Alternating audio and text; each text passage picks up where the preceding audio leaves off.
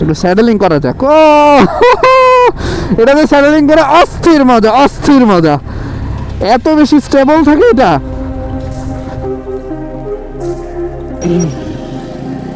Imagine getting আ bike যেটার DNA একটা commuter বাইকের, বাট সেটার স্ট্রাকচার দেখতে এবং পারফরমেন্স সব কিছু হচ্ছে একটা অ্যাডভেঞ্চার বাইকের। অ্যান্ড বাইকটা হচ্ছে হর্নেট 2 এর যমজ ভাই, এক্স্যাক্টলি আইডেন্টিক্যাল টুইন না, নন আইডেন্টিক্যাল টুইন। আজ থেকে ঠিক 1 বছর আগে আমি এইটারই সহোদর অর্থাৎ হর্নেট 2 এর একটা রিভিউ দিছিলাম। ঠিক 1 বছর মাথায় I have the opportunity to ride এটার সহোদর অর্থাৎ নন আইডেন্টিক্যাল টুইন হোন্ডা NX 200। আসেন আমরা দেখি এই বাইকে কি কি আছে, কি কি নাই, and how this feels and weather this bike is an actual adventure tourer or not.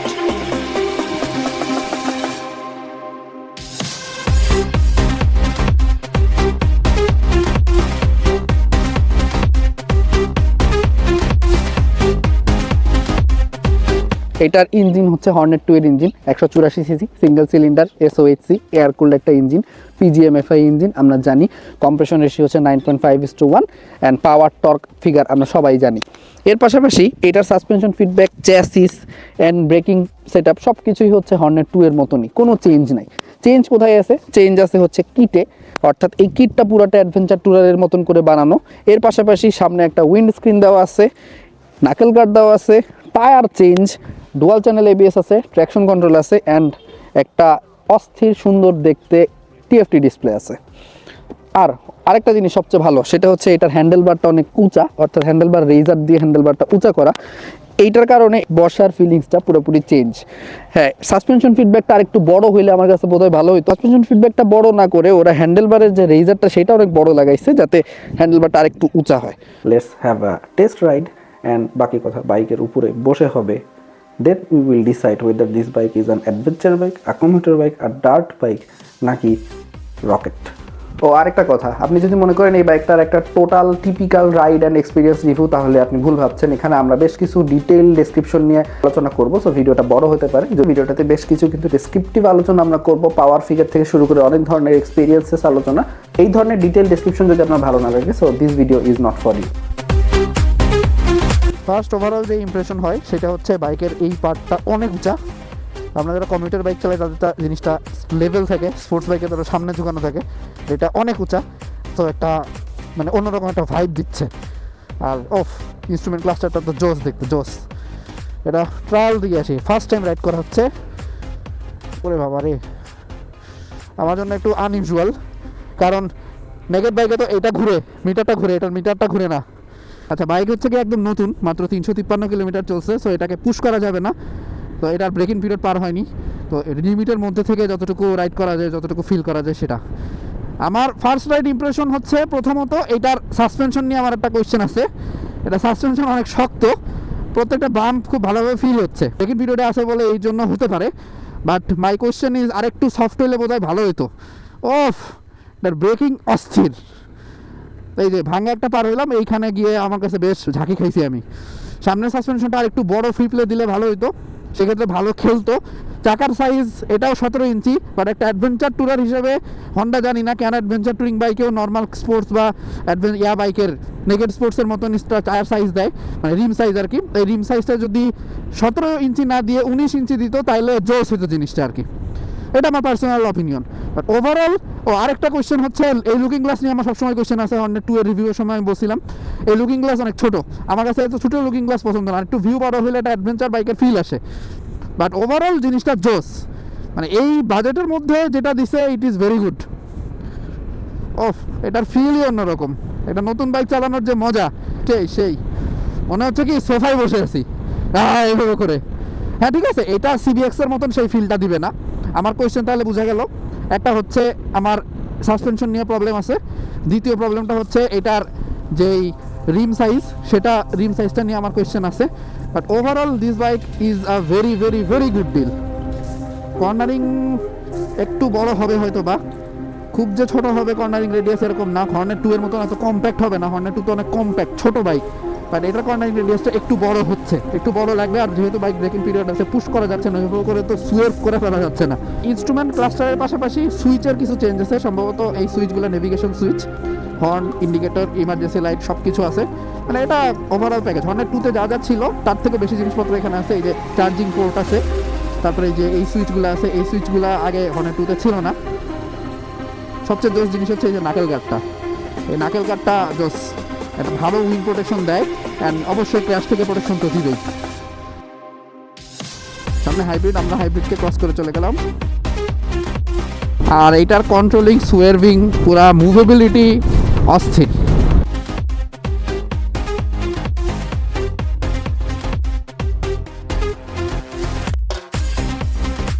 Breaking পিরিয়ডে আছে, এই কারণে বাইকের গিয়ারটা টাইট, গিয়ার ফেসে যাওয়ার যে টেন্ডেন্সি এটাতেও কিছুটা আছে। এটা কয়েকবার অয়েল চেঞ্জ করলে একসময় যখন সিনথেটিক অয়েলে ঢুকে যাবেন ইউজার, তখন এটা মোটামুটি ঠিক হয়ে যাবে, সমস্যা হবে না। ইনি হচ্ছেন যে বাইকটা নিয়ে আমি কাজ করতেছি, সেই বাইকের ওনার আতিক ভাই। আতিক ভাই, আপনি আগে কোন বাইক চালাইছিলেন এবং এখন যেহেতু এনএক্স চালাচ্ছেন, আগের বাইকের থেকে এই বাইক চালানোর এক্সপিরিয়েন্স, বাইকটা চালায় আপনার কি মনে হয়েছে, কতটুকু চালাইছেন এন্ড ওভারঅল কেমন পারফরমেন্স আপনার কাছে মনে হয়েছে, প্লাস এই বাইক নিয়ে আপনার ফিউচার চিন্তা কি, কতদিন চালাতে চান বা কি করতে চান, সবকিছু যদি আমাদেরকে অল্প ভাষায় অল্প কথায় বুঝাইতে পারেন তাহলে আমাদেরকে একটু বলেন প্লিজ। ধন্যবাদ। আগে আমি চালাতাম হলো ইয়ামাহা FZS V3, প্রায় 55,000 কিলোমিটার মতো আমি চালিয়েছিলাম। তো ওই বাইকটা ভালোই ছিল, কিন্তু আসলে ইনিশিয়াল টর্ক বা ওই টাইপের যে যদি আমরা চাই সাধারণভাবে চালানোর জন্য FZ ঠিক আছে। তো ইয়ামাহা FZS এর যে আপনার সিটিং পজিশনটা ছিল ওটাও ভালো ছিল, কিন্তু NX এর সুবিধাটা হলো যে হ্যান্ডেলবারটা আপ রাইড করা, তো এটাতে রাইড করলে আসলে ভালো ফিল করা যায়। যে আমার যে পিছিয়ে একটা ব্যাক পেনের সমস্যা ছিল, তো এটার জন্য বেস্ট বাইক আমি মনে করি NX200। কিন্তু FZ থেকে NX200-এর ডিফারেন্সটা হলো এই বাইকটা অনেক স্মুথ, যেখানে টর্ক বেশি, অ্যাকচুয়ালি এটা তো আরও ভালো হওয়ারই কথা। তো এই বাইকটা আমি মাত্র চালিয়েছি 300 কিলোমিটারের মতো, এখন পর্যন্ত ভালোই মনে হচ্ছে, কিন্তু কিছু কিছু সমস্যা ফিল করছি, যেমন হলো গিয়ার ইন্ডিকেটর ফেসে যাওয়া, প্লাস হলো সাসপেনশনটা একটু মনে হয় হার্ড, এই টাইপেরই মনে হচ্ছে। এছাড়া বড় কোনো সমস্যা এখনও ফিল করতেছি না। তো আশা করি লম্বা সময় চালাতে পারবো বাইকটা, এখন সামনের দিন দেখা যাক কী হয়। থ্যাংক ইউ আতিক ভাই for your valuable review. Actually আমরা বাইক যখন কালেক্ট করি কারোর কাছ থেকে রিভিউ করার জন্য বা রাইড করার পারপাসে বা শখ থেকে, আমরা বাইকটা সর্বোচ্চ হলেও 1 বা 2 দিনের জন্য কালেক্ট করে থাকি, যদি আমি বাইকটা নিয়ে ট্যুরে যাচ্ছি। সো যেহেতু ভাই ব্রাদারের বাইক বা ফ্রেন্ডের বাইক বা অন্য কোনো জায়গা থেকে কালেক্ট করতেছি, সো বাইকটা বেশি দিন রাখা সম্ভব হয় না। তো এর মধ্যে বাইকটা রাইড করে বাইকের একটা এক্সপিরিয়েন্স নেওয়াটা আসলে খুব ডিফিকাল্ট। বাইরের দেশগুলোতে বাইক যখন রিভিউ হয় তখন প্রায় 400, 500, 1000 কিলোমিটার রাইড করার পরে ওভারঅল রিভিউটা করে। তো যেহেতু এটা আমাদের দেশে খুব লিমিটেড, এরকম সুযোগ আমরা সাধারণত পাই না আনলেস এটা একটা প্রমোশনাল ভিডিও, সেক্ষেত্রে আমাদের মনে হয় ইউজার এক্সপিরিয়েন্স নেওয়াটা খুব জরুরি। এই প্র্যাকটিসটা আমাদের যারা ভিডিও আমরা শখের বসে বানাই বা প্রফেশনালি বানাই তাদের মধ্যে এই প্র্যাকটিসটা আমরা দেখি না। আপনি যার কাছ থেকে বাইকটা নিচ্ছেন তাকে একটু ক্যামেরার সামনে আনেন, if he or she is not camera shy, তার কাছ থেকে রিয়েল লাইফ এক্সপিরিয়েন্সটা নেওয়াটা এবং অনেস্ট অপিনিয়ন নেওয়াটা আমার মনে হয় খুব জরুরি। এবং এই প্র্যাকটিসটা আস্তে আস্তে চালু করাটা একটা সাস্টেনেবল সলিউশন, কারণ এটা করলে আমার কাছে মনে হয় একটা অনেস্ট অপিনিয়ন পাওয়া যায়, একটা অনেস্ট পয়েন্ট অফ ভিউ পাওয়া যায়, unless you and your body are honest. আচ্ছা, আমরা এখানে একটু ব্রেক করে দেখব, ব্রেক অ্যান্ড কাউন্টার স্টিয়ারিং ক্যাপাসিটিটার কেমন। জোস। নাও দ্য কোয়েশ্চেন ইজ, বাইকটার স্ট্রাকচারাল ডিফারেন্স দেখে বোঝা যাচ্ছে যে Hornet 2 is made for commuter and NX200 is entirely made for adventure tourer purpose. এখন আসলে কি বাইকটা অ্যাডভেঞ্চার ট্যুরার? একটা বাইকের স্ট্রাকচারাল কোনো ডিফারেন্স নাই, ইঞ্জিনের কোনো ডিফারেন্স নাই, পাওয়ার ফিগারের কোনো ডিফারেন্স নেই, even if chassis and other structural যে অ্যালাইনমেন্ট তার কোনো ডিফারেন্স নাই, শুধু ডিফারেন্সটা হচ্ছে কিট অ্যান্ড মিটার। আর তাছাড়া ভিজিবল কোনো ডিফারেন্সেস আমরা চোখে পাচ্ছি না। তাহলে অ্যাডভেঞ্চার ট্যুরার এই NX200 আর কমিউটার সেগমেন্টের হর্নেট 2 এর মধ্যে ডিফারেন্সটা কোথায়? ওয়েল, আমাদের বাংলাদেশে একটা কমন মিসকনসেপশন আছে, সেটা হচ্ছে আমরা একটা বাইক কী পারপাসে ইউজ করব সেটাকে আমরা অনেক সময় ডিফাইন করতে চাই তার ইঞ্জিন দিয়ে। You can never define a bike by means of your engine.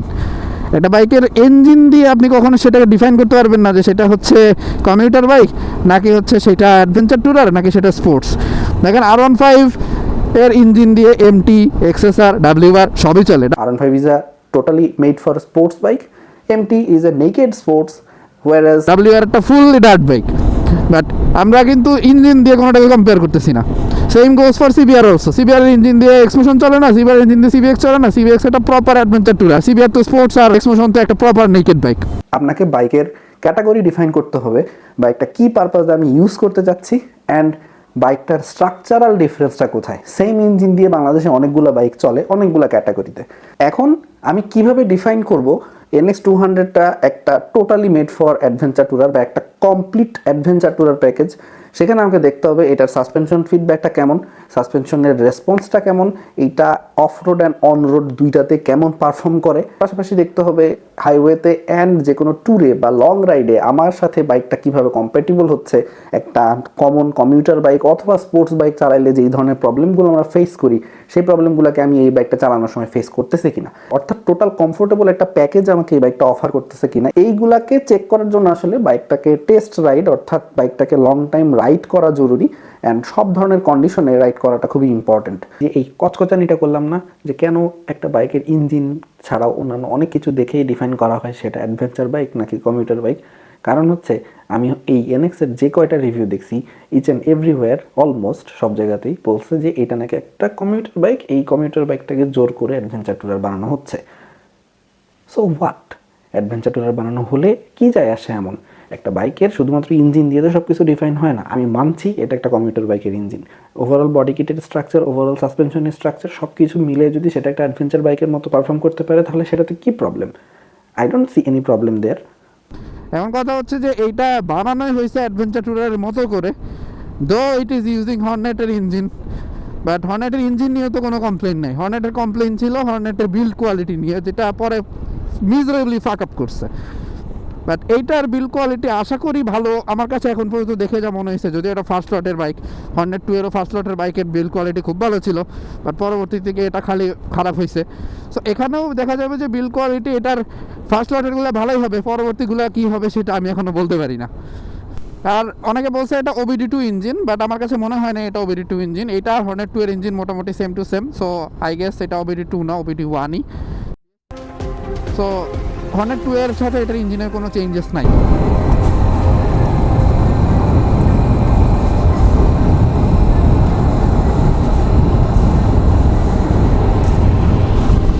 আচ্ছা, যখন পাওয়ার এবং ইঞ্জিন নিয়ে কথাটা উঠছেই তখন আমরা একটু আলোচনা করে আসছি যে এই হর্নেট 2 অথবা NX200 এর পাওয়ার ডেলিভারি কত বা ম্যাক্সিমাম পাওয়ার আউটপুট সে কতটুকু করে। যে এই NX200 বা হর্নেট 2 যেহেতু বাংলাদেশের দুইটাই আমার ধারণা same to same engine use করছে, OBD1 OBD2 না, তো এইখানে দুইটা বাইকই নর্মালি 17 PS এর আশপাশে পাওয়ার জেনারেট করতেছে 8500 RPM এ, আর 6500 RPM এর আশপাশে 16 নিউটন মিটার অফ টর্ক মোটামুটি জেনারেট করে। এখন কথা হচ্ছে যে পাওয়ার টু ওয়েট রেশিও কার ভালো? NX200 এর ওয়েট হচ্ছে 148 কেজি আর সেদিকে হর্নেট 2 এর ওজন হচ্ছে 142 কেজি। তো power to weight ratio definitely Hornet 2 এর ভালো হবে, কারণ হচ্ছে এইটার ওয়েট কম, কার্ব ওয়েট যেটা সেই কার্ব ওয়েটটা কম। কীভাবে বের করবেন? খুবই সহজ, পাওয়ার টু ওয়েট অর্থাৎ হচ্ছে কত কেজিতে কতটুকু পাওয়ার জেনারেট করতেছে। তার মানে 142 কেজিতে সাপোজ হর্নেট 2 জেনারেট করতেছে 17 PS পাওয়ার, তাহলে 1 কেজিতে জেনারেট করতেছে কত? অর্থাৎ পাওয়ারটাকে আপনি আপনার বাইকের ওয়েট দিয়ে ভাগ করে ফেলেন, তাহলেই পেয়ে যাচ্ছেন। ভ্যালুটা কত হবে এটা আমি বলবো না, আপনাকে নিজে ক্যালকুলেট করে বের করে নিতে হবে। তো সেই ক্ষেত্রে দেখা যায় হর্নেট 2 কিছুটা হয়তো বা ইনিশিয়াল ড্র্যাগে এগিয়ে থাকবে বা পাওয়ার টু ওয়েট রেশিওতে ভালো থাকবে। বাট এইখানে আবার একটা কথা আছে, সেটা হচ্ছে হর্নেট 2 থেকে তো NX200 এর বডি কিট বা শেপ হচ্ছে অ্যারোডাইনামিক্স, তার সামনে একটা উইন্ড স্ক্রিন আছে। ফর দিস রিজন হয়তো বা এমন হতেও পারে যে NX200 ড্র্যাগ রেসে অ্যাটলিস্ট সমান আছে, হয়তো বা অল্প কিছু পিছিয়ে আছে। এইটা ড্র্যাগ রেস না করলে বোঝা যাবে না। আর ড্র্যাগ রেস যেহেতু আমরা করতে পারছি না, এখন যে বাইকটা নিয়ে আসছি সেটা ব্রেকিং পিরিয়ডে আছে, এটাকে পুশ করতে পারছি না। আর ওই দিন হর্নেট 2 আমরা আরেকটা পাই নাই যেটা দিয়ে আমরা ড্র্যাগ রেস করবো। So probably we will come up with another video considering the power, torque and other সব কিছু, যেটার হর্নেট 2 এবং NX200 এর একটা কম্প্যারিজন রিভিউ হতে যাচ্ছে। So stay tune for that, hopefully we will bring another exciting video. হয়তোবা সেটা এক্সাইটিং নাও হতে পারে, বাট প্রবাবলি ইউজফুল হবে। আর হ্যাঁ, আরেকটা কথা, এই বাইকটা যেহেতু 8500 RPM এ ম্যাক্সিমাম পাওয়ার জেনারেট করতেছে, অর্থাৎ এটা হাই রেভিং বাইক, মোটামুটি বেশ ভালো রেভ করতে হবে আপনাকে হাই ম্যাক্সিমাম পাওয়ার জেনারেট করার জন্য। সো এইটা ইঞ্জিনের উপরে কম্পারেটিভলি একটু প্রেশার ফেলে। সো আবার 6000 RPM এর উপরে রাইড করাটা সবসময় রিকমেন্ডেড। আমার কাছে মনে হয়েছে RPM বেশিতে রাইড করাটাই better. Engine once rev from you. এটা লো RPM ইঞ্জিন না রয়্যাল এনফিল্ডের মতো যে আপনি আস্তে আস্তে থ্রটল দিবেন আর আস্তে আস্তে যাবেন। So rev higher to get maximum power, ride in higher RPM, not in higher gear.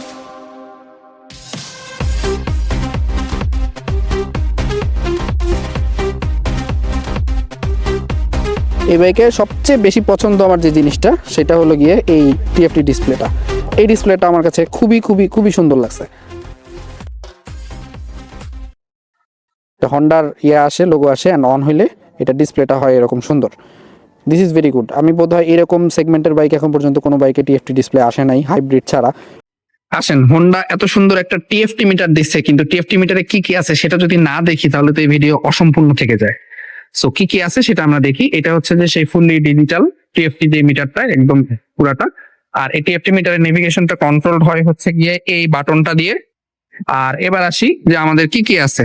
Main যে কনসোলটা, সেখানে মেইন কনসোলটাতে এটা হচ্ছে ট্যাকোমিটার, অর্থাৎ আরপিএম দেখতে পারবেন। এখন সাইড স্ট্যান্ড নামানো, এই জন্য সাইড স্ট্যান্ড ইন্ডিকেটর লাইটটা জ্বলে আছে। তার পাশাপাশি আপনি দেখতে পারবেন হচ্ছে যে গিয়ার ইন্ডিকেটর। তারপরে এটা হচ্ছে যে স্পিড দেখাবে। এখানে তো মেনু আমরা দেখলাম। এইখানে আপনি বেশ কিছু ইনফরমেশন পাবেন। এখন অ্যাভারেজ কনজাম্পশন দেখাচ্ছে, ট্রিপের অ্যাভারেজ কনজাম্পশন, অর্থাৎ 1 লিটার তেলে কত কিলোমিটার যাচ্ছে সেটা দেখাইতেছে। ট্রিপ বিতে আর ট্রিপ টোটাল যেটা সেটা প্রবাবলি সেম দেখাচ্ছে এখন, কারণ বাইক কেনার পর থেকে এটা সেট করা হয়নি, বাইক মাত্র চলছে 422 কিলোমিটার। আর এখানে হচ্ছে ফুয়েল ইন্ডিকেটর। এই পাশে হচ্ছে ট্র্যাকশন কন্ট্রোলের ইন্ডিকেটর আছে, এটা হচ্ছে নিউট্রালের ইন্ডিকেটর, এটা হচ্ছে এবিএস। এগুলা স্টার্ট করলে সব বন্ধ হয়ে যাবে বাইক চলা শুরু করলে। সো এটা খুবই কিউট এবং ছোট দেখতে, বাট ইনফরমেশনে ভরপুর হচ্ছে ডিসপ্লে। সবচেয়ে মজার জিনিস হচ্ছে এই যে ইকো ইন্ডিকেটরটা, এটা যখন এখানে আছে তখন ইকো মোডে আছে। আমি যদি এটাকে থ্রটল দেই তাইলে বাইক যখন চলবে তখন এই ইকো ইন্ডিকেটরটা উপরের দিকে উঠবে। আমরা এটা একটু দেখাই। এই যে যখন আমি বাইকটা চালাচ্ছি তখন আমার ইকো মোড থেকে এই যে সাপোজ এই যে যত বেশি থ্রটল দিচ্ছি তত আমার এই জিনিসটা উপরের দিকে ওঠা শুরু করে। ইকো মোড যতক্ষণ আসে, এই যে এখন উঠে যাচ্ছে। ইকো মোড যতক্ষণ আসে, অর্থাৎ এটা যতক্ষণ পর্যন্ত গ্রিনে আসে ততক্ষণ পর্যন্ত আমার মাইলেজ থাকবে ভালো, ফুয়েল কনজাম্পশন হবে কম। যদি আমি ইকো মোডের উপরে উঠে যাই তখন আমার ফুয়েল কনজাম্পশন বেশি হবে, অর্থাৎ ইকো মোড চলে গিয়ে এটাই হচ্ছে রাইডিং মোড। অর্থাৎ আপনি ইকো মোড থেকে স্পোর্টস মোডে চলে আসতেছেন, তখন আপনার ফুয়েল কনজাম্পশন বেশি হবে অ্যান্ড অ্যাট দ্যাট টাইম আপনার মাইলেজ কমে যাবে। সো টিএফটি মিটারে যদি আপনি এই বাটনটা চাপ দেন রাইট সাইডে, তাহলে এই যে এইখানে কিছু জিনিস পপ আপ হয়। সো এইখানের সেম এই বাটনটা যদি আপনি নিচে চাপতে থাকেন তাহলে কি কি জিনিস আসবে সেটা হচ্ছে এই যে নিচে চাপলে এটা আসবে, সেটিংস আসবে।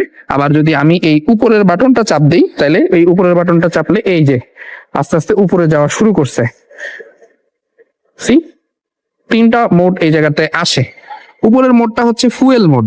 ফুয়েল মোডে এখানে রাইট প্রেস করি তাহলে আবার এই জায়গায় এই যে ফুয়েল অ্যান্ড রেঞ্জ আসবে। সো ফুয়েল অ্যান্ড রেঞ্জের ভিতরে এটাতে আপনি দেখতে পারবেন যে আপনার কতটুকু ফুয়েল আছে অ্যান্ড কতটুকু যাবে সেটা আপনি এখানে পেয়ে যাচ্ছেন। এর পাশাপাশি তারপরে আবার যদি এটা চেপে আমরা নিচে আসি তাহলে এইখানে আপনি বেশ কিছু জিনিসপত্র পাবেন। রাইট ক্লিক করলে ট্রিপ এ, ট্রিপ বি এগুলা রিসেট করতে পারবেন। ট্রিপ এর ভিতরে আবার কি কি ইনফরমেশন আছে সেগুলো আপনি এখানে পেয়ে যাবেন। আবার যদি আমরা ব্যাকে যাই, ব্যাকে যাওয়ার জন্য আমাদের লেফট বাটনটা চাপ দিতে হবে। লেফট বাটনটা চাপ দিলে নিচে যদি আসি এখানে সেটিংস পাবেন। এটাই হচ্ছে সবচেয়ে ইন্টারেস্টিং। সেটিংস এর ভিতরে ফাংশন, ডিসপ্লে, জেনারেল, সার্ভিস এগুলো সবকিছুই পাবেন। ফাংশনের ভিতরে কি আছে, এইচএসটিসি মানে হচ্ছে ট্র্যাকশন কন্ট্রোল। ট্র্যাকশন কন্ট্রোলটা আপনি ম্যানুয়ালি অফ করতে পারবেন। আমি এটা এখন অফ করতেছি না। এর পাশে ইকো ইন্ডিকেটর, এটা এখন শো করতেছে। তারপরে আবার যদি আপনি ব্যাক আসেন, ব্যাক আসলে ডিসপ্লে আছে। ডিসপ্লেতে আপনি ডিসপ্লে টাইপ পাচ্ছেন, এর মধ্যে বার এন্ড সিম্পল ডিসপ্লে, 2 ধরনের ডিসপ্লে আপনি পাবেন। ব্রাইটনেস আছে, ব্রাইটনেস সেট করতে পারবেন অটো অথবা ম্যানুয়াল। এখন অটো দেওয়া, অর্থাৎ যত টেম্পারেচার বা সূর্যের আলো বেশি হবে ব্রাইটনেস তত বাড়বে। তারপরে আছে হচ্ছে থিম। থিমের ভিতরে আপনি ডিফারেন্ট থিম ইউজ করতে পারবেন। এখন অটো দেওয়া, অর্থাৎ এইটা এখন হচ্ছে লাইট থিমে আছে, অ্যাজ উপরে আমাদের লাইট আছে। সো যদি আমি এইখানে একটা সেন্সর আছে, এটা যদি বন্ধ করে দেই তাহলে it will turn into black. অর্থাৎ এতক্ষণ আমরা যেটা দেখছি যে যদি আমি ডার্ক থিম করি তাহলে ডার্ক থিম বাইক আমার না, সুতরাং আমি এখানে হাত দিচ্ছি না। ফেভারিট কিছু ইনফরমেশন আছে, আপনি টোটাল দেখতে পারবেন। ইনস্ট্রুমেন্ট কনসোলে ট্রিপ এ কনস্ট্যান্ট মানে console, trip B, average consumption, এগুলো সবকিছুই আপনি ওই আগেও পাচ্ছেন মিটার ডিসপ্লেতে। এখান থেকে আপনি রিসেটও করতে পারবেন। যদি জেনারেলে আসি তাহলে জেনারেল যে ডিসপ্লে আছে এখানে আপনি date and time, unit, language, restore, default, it is completely normal এরপরে এবার যদি আসি সার্ভিস, এখানে আপনি মেইনটেনেন্সে পেরিয়ডিক মেইনটেনেন্স সেটিংস করতে পারবেন, অয়েল চেঞ্জ সেট করতে পারবেন, কত কিলোমিটার পর পর আপনি অয়েল চেঞ্জ করবেন, ওয়ার্নিং ইনফরমেশন রাখতে পারবেন, কত কিলোমিটার পর পর আপনাকে সার্ভিস ওয়ার্নিং দিবে, ব্যাটারি ভোল্টেজ এখানে চেক করতে পারবেন, সবকিছু পাবেন এখানে। এমন কিছু নাই যেটা আপনি এখানে পাচ্ছেন না। প্লাস সিস্টেম ইনফরমেশনে আপনি বাইকের software version and hardware information পাবেন, যেগুলো আপডেট করা যাবে সম্ভবত। মানে এইটা হচ্ছে TFT meter loaded with features, এমন কিছু বোধহয় নাই, বাকি নাই যেটা এখানে দেয় নাই। আচ্ছা, মিটার নিয়ে এত পকপকানি যখন করলাম, মিটারে এত ফিচার্স আছে, এত কিছু আছে লোডেড উইথ ফিচার্স, কিছু জিনিস কিন্তু মিটারে আপনারা পাচ্ছেন না। It is very unfortunate. Honda ইন্ডিয়াতে যে এনএক্সে লঞ্চ করছে, বাংলাদেশে লঞ্চ এনএক্সের সাথে এটার মিটারের কিছু পার্থক্য আছে। মেন পার্থক্যটা হচ্ছে ব্লুটুথ কানেক্টিভিটি সিস্টেমটাতে। আপনারা বাংলাদেশে ব্লুটুথ কানেক্টিভিটি সিস্টেমটা পাচ্ছেন না, অর্থাৎ ব্লুটুথ কানেক্টিভিটির সাথে যে রিলেটেড ফিচার্সগুলো সেগুলো কোনোটাই আপনারা পাচ্ছেন না। ফর এক্সাম্পল, ফোনের সাথে কানেক্ট করতে পারবেন না, অ্যাজ ব্লুটুথ কানেক্টিভিটিটা দেওয়া হয় নাই। এর পাশাপাশি হচ্ছে হোন্ডা রাইড কানেক্ট যে অ্যাপটা, সেটাও ইউজ করতে পারবেন না। That means turn by turn নেভিগেশনটাও পাচ্ছেন না। It is very unfortunate that Honda এটা বলছে বিআরটিএ থেকে নাকি তারা পারমিশন পায় নাই। আমার কোয়েশ্চেন হচ্ছে, বিআরটিএ থেকে যদি তারা পারমিশন না পায়, তাহলে ইয়ামাহা কিভাবে এটা লঞ্চ করে? ইয়ামাহার যে R15 সিরিজ বা এমটিতে যেই নতুন টিএফটি মিটার আছে, সেই টিএফটি মিটারে কিভাবে এই নেভিগেশন অ্যাপ চালক ইউজ করতে পারে, বা রয়্যাল এনফিল্ড কিভাবে এটা ইউজ করে? As far as I know, যে রয়্যাল এনফিল্ডেও বোধহয় সম্ভবত এই ব্লুটুথ কানেক্টিভিটি সিস্টেমটা আছে। কোয়েশ্চেনটা হোন্ডার কাছে, ওরা ইউজ করতে পারলে আপনারা কেন পারেন না? ফাঁকা রাস্তায় বাইকটা চালায় কি যে মজা, মানে এমনভাবে এটা অ্যারোডাইনামিক্যালি বাতাস কেটে বেরো যেতেছে, আর মুখেও লাগতেছে না, এটা বাতাসটাকে করে ফেলতেছে, তো খুবই মজা লাগতেছে। মানে আমার এরকম আসলে এডিভি বাইক চালানোর তো কোনো এক্সপিরিয়েন্স নাই তেমন, তা আমার কাছে এটা একটা খুবই অসাধারণ এক্সপিরিয়েন্স। সিবিএক্স আমার চালানো হয়েছে, বাট খুব অল্প, এবং সেইভাবে একটা লং টাইম এটাকে চালানো হয় নাই। যেহেতু চালানো হয় নাই, সেহেতু এই লং টাইম এক্সপোজারটা আমি নিতে পারি নাই। বাট এইটা হাইওয়েতে উঠলে এটার আসল মজা পাওয়া যাবে। আর এইটার যে ক্লাচ এবং গিয়ার যে কি সফট, জিক্সার চালায় আমার বাম হাতে মাসেল হয়ে গেছে।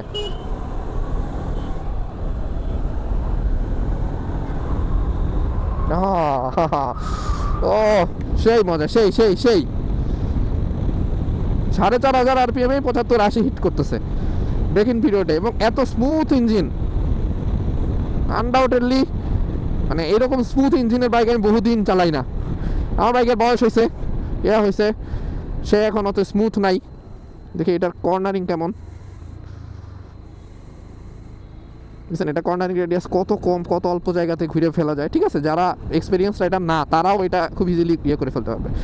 তবে একটা জিনিসের আমি একটু পাচ্ছি, ইঞ্জিন স্মুথ, কিন্তু লুকিং গ্লাসে ভাইব্রেশন আছে। এটা বোধহয় ব্রেকিং পিরিয়ডের জন্য হতে পারে, ব্রেকিং পিরিয়ড পার হয়ে গেলে বোধহয় ঠিক হয়ে যাওয়ার কথা, বাট এই হালকা একটু ভাইব্রেশন আছে লুকিং গ্লাসে। আর যেহেতু এই বাইকটা একটা অ্যাডভেঞ্চার ট্যুরার, সো বাইকটা নিয়ে যদি আমরা অফ রোডে না যাই, ভাঙাচোরা রাস্তায় রাইড না করি, তাহলে তো বাইকের আলটিমেট টেস্টটা হলো না। কারণ যে কোনো বাইকই ভালো রাস্তায় নর্মালি পারফর্ম করবে, ভালোই পারফর্ম করবে। সো এই বাইকের আসল খেলা হচ্ছে অফ রোডে হবে। So without further delay, let's have a off road session with this bike. আর একটা বাইক চালাবো, সেটা অ্যাডভেঞ্চার বাইক, আর সেই অ্যাডভেঞ্চার বাইকটা চালানোর জন্য একটু ভাঙাচোরা রাস্তায় নামবো না, তা কি হয় নাকি? তাই এই বাইকটা নিয়ে আমি এখন এমন জায়গায় নামতেছি, যে জায়গাটা এটার সব থেকে বড় ডিউরেবিলিটি টেস্টটা হবে। অবশ্যই সামলায়, খুব বেশি পুশ করা যাবে না বা করা যাবে না, কারণ বাইক আমার না তো, এবং এটা টেস্ট রাইড ইউনিটও না। বাট আস্তে ধীরে যতটুকু চালায়, যতটুকু এটাকে করা যায়, আস্তে ধীরে চালায় যতটুকু এটার ফিলটা নেওয়া যায়। বাট সাসপেনশন ফিডব্যাক একটু হার্ড, যেটা আসলে আমার পছন্দ হচ্ছে না। সাসপেনশন, ওরে ভাই, সাসপেনশন ফ্রি প্লেটার একটু বড় হইলে, একটু স্মুথার সাসপেনশন হইলে ভালো হতো। ঝাঁকি দিচ্ছে প্রচুর।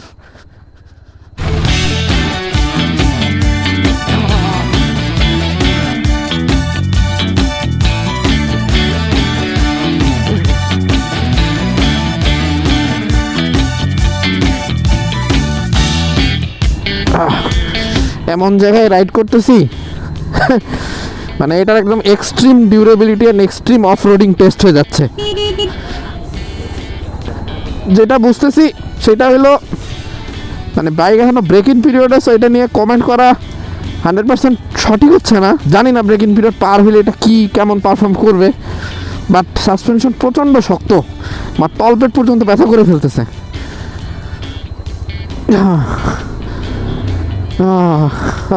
শান্তি, অবশেষে ভালো জায়গায় আসছি। সামনে আবার অবশ্য খারাপ। আচ্ছা, বাইকটা রাইড করতে করতে একটা কথা বলি, সেটা হলো আপনি অ্যাডভেঞ্চার ট্যুরার বাইকের যে একটা কিং ফিল আছে, অর্থাৎ অ্যাডভেঞ্চার ট্যুরারে বসলে যে হাইট অনেক বেশি হওয়ার কারণে, গ্রাউন্ড ক্লিয়ারেন্স অনেক বেশি হওয়ার কারণে একটা কিং ফিল দেয়, সেই কিং ফিলটা কিন্তু এই বাইকে আপনি পাচ্ছেন না, কারণ এটার সিট হাইট অর্থাৎ গ্রাউন্ড ক্লিয়ারেন্স কিন্তু হর্নেট 2 এর মতোই। সো গ্রাউন্ড ক্লিয়ারেন্স যেহেতু বাড়ে নাই, সেই কারণে এটা আসলে ওই রকম কিং ফিলটা আপনি পাবেন না, যেটা আপনি সিবিএক্স বা কেপিটি টাইপ বাইকে পাবেন। আমরা আশা করি এই ভিস্ট্রম এবং এক্সপালসেও এরকম পাওয়া যাবে, বাট এইটাতে কিং ফিলটা নাই। মানে আপনি কাইন্ড অফ হালকা কিং, কারণ ওই যেরকম সোফার মতন একটা ইয়ে পাচ্ছেন, সামনে একটা বিশাল বড় টিএফটি কনসোল পাচ্ছেন, মানে হচ্ছে আপনি হয়তো বা দেখা যাবে 90% কিং, বাকি 10% দেশ না তার কাছে। Sorry children. এই যে নবাবজাদা স্যার বসে আছেন এখানে, স্যার নড়বেন না।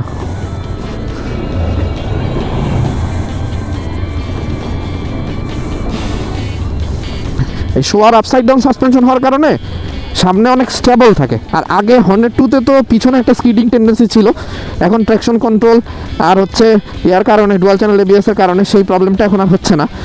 টায়ারও এখন হচ্ছে গিয়ে যেহেতু ডুয়াল পারপাস এইসব জায়গায় যেটা ভালো পারফর্ম করবে। আচ্ছা, আরেকটা জিনিস, সেটা হচ্ছে ট্র্যাকশন কন্ট্রোলটাকে কিন্তু ওরা টিসিএস বলে না বোধ হয়, হোন্ডা এটাকে এইচএসটিসি এরকম টাইপের কিছু একটা নাম দেয়, গাল ভরা নাম। এই নামটা শুনে আমার কাছে খুবই উইয়ার্ড লাগছে। আরে ভাই, সেম জিনিসই তো, জিনিসটা ইজ লাইক পিজিএমএফআই আর নর্মাল এফআই এর মতন, বোথ আর same, but Honda is branding it as a PGM-FI. FI means programmed. ওরে বাবা রে, ও বাবা, এই রাস্তাটা যে কবে ঠিক হবে আল্লাহ জানে। কোনো দিকে হবে, অর্ধেক রাস্তার কাজ হয়ে গেছে, গিয়ার শিফটিংয়ে প্যারা দিচ্ছে এইসব ভাঙাচোরা রাস্তায়। নতুন বাইক তো, এই জন্য গিয়ার শিফট করতে প্যারা লাগতেছে। তারপরে ফুটপ্যাকের পজিশন মিলতেছে না, নর্মাল খুব স্মুথ গিয়ার শিফট হচ্ছে না, টাইট হয়ে যাচ্ছে, আর গিয়ার ফেসে যাচ্ছে, আটকে যাচ্ছে আর কি। ঠিকঠাক হয়ে যাবে এগুলো কোনো প্রবলেম না। প্রবলেম আরও কিছু আছে, যেমন এটা হর্নের আওয়াজ এত কম কেন? এই হর্নের আওয়াজ তো ভাই আমি নিজেই শুনতেছি না, তাহলে আরেকজন পথচারী কেমনে শুনবে এত আওয়াজের ভিতরে? একটু পাওয়ারফুল হর্ন দিতে হবে তো। আই নো 85 ডেসিবেলের বেশি হয়ে গেলে মামলা খাবো। নর্মাল হর্নের রেঞ্জগুলো 100 থেকে 110 ডেসিবেল পর্যন্ত হয় আমাদের সম্ভবত। উচ্চতার মানে শব্দের সবচেয়ে সর্বোচ্চ সীমা যেটাতে হচ্ছে লিগাল, সেটা প্রবাবলি 120 ডেসিবেল।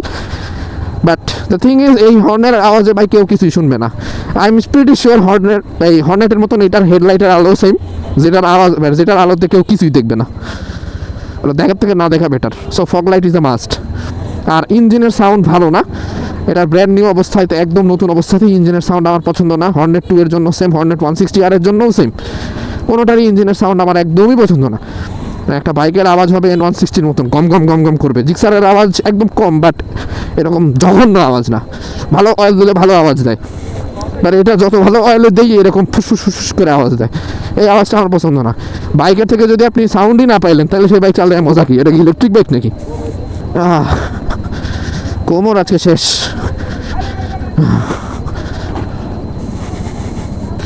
এটা দিয়ে হাইওয়েতে না উঠতে পারা পর্যন্ত শান্তি লাগতেছে না।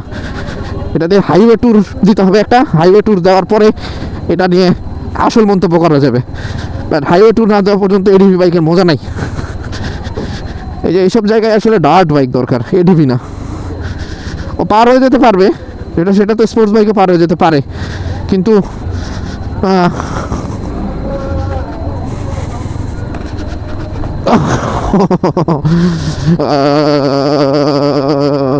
এই রাস্তায় আপনি যেই বাইকে নিয়ে আসেন, ডার্ট বাইক নিয়ে আসলেও সে হচ্ছে আপনার কোমর ব্যথা করে ফেলবে।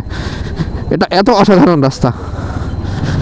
হ্যাঁ, দেখেন এইসব জায়গায় চালাতে হবে এইসব স্প্লেন্ডার, যারা 3 জন নিয়ে আমাকে ক্রস করে চলে যাচ্ছে। এত বড় অপমান হর্নেটের এই যমজ ভাইকে দিয়ে কিভাবে সম্ভব? ও মাগো, এটা যদি আমি এখন পুশ করতে চাই, আমার কোমর, কবজি, কবজা সব খুলে যাবে। তারপরেও আমি এদেরকে ছাড়িয়ে যাবই। ওরে ভাই প্লিজ থাক ভাই, তোরাই আগে যা। এটার সাসপেনশন ফিডব্যাক যেহেতু একদম হর্নেটের মতনই সাসপেনশন, সো এটার সাসপেনশন ফিডব্যাক একটা কমিউটার বাইকের সাসপেনশন ফিডব্যাকের মতনই হবে, অ্যাডভেঞ্চার ট্যুরারের মতন হবে না। এটা আপনাকে মেনে নিতেই হবে। You have nothing to do here. So এটার সাসপেনশন ফিডব্যাক যেহেতু হর্নেটের মতো, আর হর্নেটের সাসপেনশন শক্ত, এটারও সাসপেনশন শক্ত, এই কারণে এটার অফ রোডে খুব একটা যে ভালো লাগবে চালাইতে এমন না। আমার কবজি অলরেডি ব্যথা হয়ে গেছে, হাতে ব্যথা শুরু হয়েছে, কোমরেও বেশ ভালোই ঝাঁকি লাগছে। তবে এটার এই যে সিটিং পজিশনটার কারণে আর কি একটু রিল্যাক্স থাকা যায়। আর আমি যেহেতু স্যাডেলিং করি নাই এই রাস্তাটায় কোনোটাই, কারণ স্যাডেলিং করলে আপনি কখনোই বুঝতে পারবেন না যে অ্যাকচুয়ালি আপনার ফিলিংসটা কেমন, কারণ আপনার বামে এটা হিট করতে হবে, তা নাহলে এটা হবে না। আমি স্যাডেলিং ঠিক আছে আমি দাঁড়ায় গেলাম, স্যাডেলিং করলে তো আমি বুঝবো না যে কী হচ্ছে, কারণ আমার তখন আমি আমার ঝাঁকিটা বডিতে পাচ্ছি না, আমার হাতেও বেয়ারলি ঝাঁকিটা এসে লাগতেছে। আরেকটা কথা, আপনি যদি মনে করেন আমার এই first riding first riding experience আর রিভিউ সেটা আমি করতেছি, এটা যদি টেকনিক্যাল কোনো কিছু মনে করে থাকেন তাহলে I am so sorry, this is not a technical video, I am not of A technical person. আমি জনমানুষের জন্য ভিডিও বানানোর চেষ্টা করি, যে আমি একজন রাইডার হিসেবে, ম্যাঙ্গো রাইডার হিসেবে এই বাইকটা আমি চালাইলে আমার কেমন ফিলিংস হইতো, কেমন লাগতো, বা আমার ফার্স্ট রাইডিং ইমপ্রেশনটা কেমন, that's it, nothing else. I am not being paid by Honda and this is not a sponsored video. And আপনারা দেখতেছেন আমাদের টিএফটি কালার মিটারের কালার চেঞ্জ, যখন এটা রাত হয়ে যাবে তখনই it will change its colour to black. এখন হচ্ছে এটার ঢাকা শহরের জ্যামের মধ্যে অর্থাৎ সিটি রাইডিং এক্সপিরিয়েন্স টেস্ট করার পালা। সিটি রাইডিং এক্সপিরিয়েন্স আমি এতক্ষণ যা চালাইলাম আমার কাছে যা মনে হয়েছে যে আপনার প্রথম দেখে মনে হবে কি যে এটার হ্যান্ডেলবারটা একটু বড়, আর এটার হ্যান্ডেলবার বড় হওয়ার জন্য আপনার চিপা চাপায় ঢুকতে কষ্ট হয়ে যাবে। বাট এটার আসলে হ্যান্ডেলবার বড় না, ওই নাকেল গার্ডটার কারণে একটু বড় মনে হচ্ছে, বাট হ্যান্ডেলবার আসলে ওই সেম সাইজই অলমোস্ট। তো একটু পরে যখন আপনি অভ্যস্ত হয়ে যাবেন তখন আর সমস্যা হবে না। আর আমার অনেস্ট অপিনিয়ন হচ্ছে যদি রাস্তা ভালো হয় তাইলে সিটি রাইডে এই বাইকের চেয়ে চালায় মজা নাই। যে কোনো অ্যাডভেঞ্চার টুরিং বাইক চালায় সিটির মধ্যে মজা, বাট হ্যান্ডেলবার বড় হওয়ার কারণে ওগুলো আসলে একটু চিপা চাপায় ঢুকতে কষ্ট হয়ে যায়, বাট এছাড়া ওভারঅল অল গুড।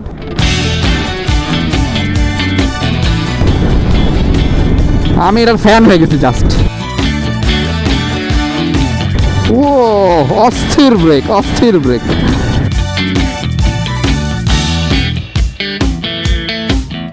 হর্নেট 2 এর কন্ট্রোলিং আমার কাছে জিক্সার থেকে ভালো মনে হয়নি, বাট এইটার কন্ট্রোলিং আমার কাছে জিক্সারের থেকে ভালো মনে হয়েছে।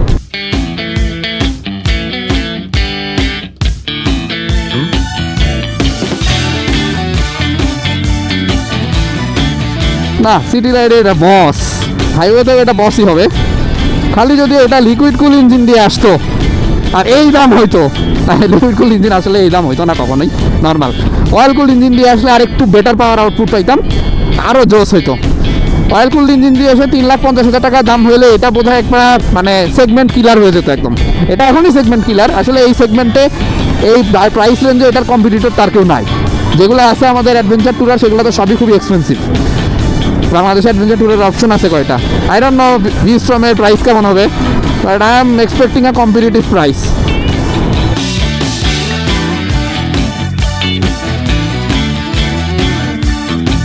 আমার শুধু কমপ্লেন এক জায়গাতেই ভাই, সাসপেনশনটাই সবচেয়ে বড় কমপ্লেন এখানেই। সাসপেনশনটা তারা দিচ্ছে, ভাঙা জায়গায় গেলে ব্যথা লাগছে কোমরে, বাট একটা অ্যাডভেঞ্চার ট্যুরার থেকে আমরা এমন সাসপেনশন চাই না। আমরা চাই আমাকে উড়িয়ে নিয়ে যাবে, উড়িয়ে নিয়ে বলতে উড়িয়ে নিয়ে গিয়ে ফালাই দিবে না, আমি একদম ফিলই করবো না আমি এটার উপর দিয়ে গেছি। Yes I know it will not be like that bikes, but still আরেকটু সফট হলে আরেকটু মজা লাগতো। তো কিছুক্ষণ জ্যামে চালায় আমার যেটা অনুভূতি সেটা হচ্ছে বাইকটাকে মুভ করানো যায় ডানে বামে খুব ইজিলি, কর্নারিং করানো যায়, ঘোরানো যায় খুব ইজিলি, কিন্তু হ্যান্ডেলবার আমার কাছে মনে হয়েছিল ফার্স্টে যে ছোটো, অর্থাৎ নর্মাল হর্নেটের হ্যান্ডেলবারের মতন, বাট অ্যাকচুয়ালি না, এটা হ্যান্ডেলবারটা একটু ভালোই বড় আছে। অর্থাৎ পালসার N160 টাইপের যে হ্যান্ডেলবারটা আছে ওই হ্যান্ডেলবার এবং লুকিং গ্লাস যে বড় ওই টাইপের আর কি, হ্যান্ডেলবারটা একটু ওয়াইড, একটু বড় হর্নেটের থেকে। অ্যান্ড এই কারণে আপনি দুই পাশে যদি অভ্যস্ত না থাকেন তাহলে বাধায় দিতে পারেন আর কি। জিক্সার নিয়ে আমি জিক্সারের সাথে তুলনা করতেছি, কারণ জ্যামের মধ্যে বা এই ধরনের চিপা চাপা ট্রাফিকে জিক্সার নিয়ে চালানো খুব ইজি, খুব মজা। তো জিক্সার নিয়ে আমি যখন খুব ইজিলি ঢুকে যেতে পারতেছি, বাট এইটা নিয়ে ঢুকতে আমার কষ্ট হয়ে যাচ্ছে। এটা হতে পারে আমার এটার সাথে অভ্যস্ততা নাই এই কারণে, এবং বাইকটাও আমার না, এটার একটা রিজন, আমি তো রিস্ক নিতে পারতেছি না। বাট দ্য থিং ইজ আমার কাছে মনে হয়েছে যে এটার মুভেবিলিটি খুব ভালো, যেমন এই যে খুব ইজিলি আমি ঢুকে যেতে পারি, কিন্তু ওই যে চিপা দিয়ে ঢুকে যাবো, অর্থাৎ এই যে দুইটা গাড়ির মাঝখানে যে জায়গা আছে এটাতে ঢুকে যেতে গেলে এই নাকেল গার্ড বেঁধে যেতে পারে, এটা হচ্ছে সমস্যা। হিট ম্যানেজমেন্টের কথা যদি আসি তাহলে এখন ব্রেকিং পিরিয়ডে আছে, এগুলো নিয়ে আসলে কথা বলা বৃথা। ব্রেকিং পিরিয়ডে হিট হবেই, এটাই খুবই নর্মাল। ব্রেকিং পিরিয়ড পার হয়ে গেলে আসলে এইটার আবার আমাকে হাইওয়েতে উঠতে হবে, এবং হাইওয়েতে এটার পারফরমেন্স কেমন সেইটা আমাকে চেক করতে হবে। সেই সময় আমরা দেখতে পারবো যে আসলে গিয়ারে করে কীরকম স্পিড উঠতেছে, প্লাস এইটার হিটিং ইস্যু কেমন হতে পারে। বা এইটা এখন ব্রেকিং পিরিয়ডের বাইক, সো এইগুলো নিয়ে আসলে কমেন্ট করা বৃথা। আর আমার কাছে আরও একটা জিনিস মনে হয়েছিল যে সিটিং পজিশন বোধহয় হর্নেটের মতনই, সিটিং পজিশনটা একটু আপরাইট আছে, অর্থাৎ আমার পা মোটামুটি মানে একটু পা স্প্রেড করে দিলে ফালাইতে পারি, তাছাড়া টো ফেলতে হয়, হিল উঠে থাকে। আজকে সারাদিনে বাইকটা আমি চালাইছি, আমার কাছে ওভারঅল খুবই ভালো লাগছে, আমি ভেরি মাচ স্যাটিসফাইড। এই বাইকটা নিয়ে। এই বাইক এই দামে যা কিছু অফার করছে সেটা হচ্ছে মোর দ্যান ইনাফ। তো এইটা আসলে খুবই খুবই খুবই ভ্যালু ফর মানি। হর্নেট 2টাও খুব ভ্যালু ফর মানি ছিল বিল কোয়ালিটিটাতে এরকম ধ্বংস না করে ফেললে। এছাড়া বাইকের ওভারঅল সব কিছু আমার কাছে ভালো মনে হয়েছে। বাইকটা আর কি অ্যাটেনশন সিকার হয়ে আছে এখন, যেখানেই যাচ্ছি মানুষজন এসে দেখতেছে, জিজ্ঞেস করতেছে কত নিচে, কেমন কী হয়েছে বা কী অবস্থা।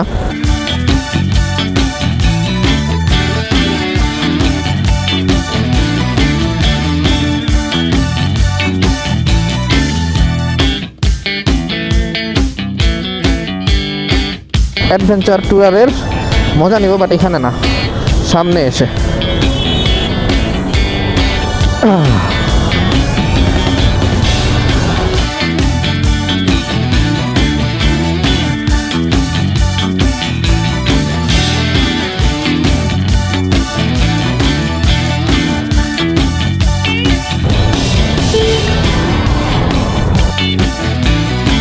3,15,000 টাকায় this bike is offering you much more.